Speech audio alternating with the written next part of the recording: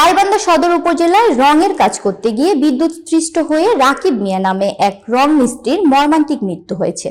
বৃহস্পতিবার দুপুরে গাইবান্ধা পৌরসভার ৪ নম্বর ওয়ার্ডের কলেজপাড়া এলাকায় এই দুর্ঘটনা ঘটে। গাইবান্ধা থেকে শাহ আলম কিনুর ক্যামেরায় জাহেদুলের রিপোর্ট। নিহত রাকিব মিয়ার বয়স ২২ বছর। তিনি গাইবান্ধা সদর উপজেলার খোলাহাটি ইউনিয়নের পূর্ব কমরইন গ্রামের বাসিন্দা। তার পিতার নাম মোহাম্মদ মাহবুব আলম খাজা।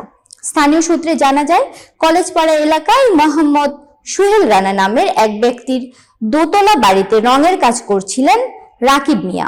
কাজ করার সময় অসাবধানতাবশত তিনি ভবনের পাশ দিয়ে যাওয়া ৩৩,০০০ ভোল্টের উচ্চ ক্ষমতা সম্পন্ন বৈদ্যুতিক তারের সংস্পর্শে আসেন।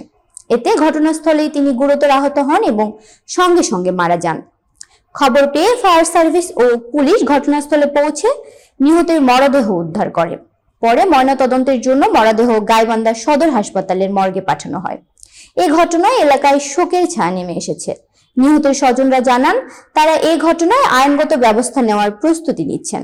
এদিকে বাড়ির মালিক জানান, ভবন নির্মাণের নকশার অনুমোদন রয়েছে, তবে এলাকাবাসীর প্রশ্ন, ৩৩,০০০ ভোল্টের বৈদ্যুতিক লাইনের নিচে কিভাবে দোতলা ভবনের অনুমোদন দেওয়া হলো।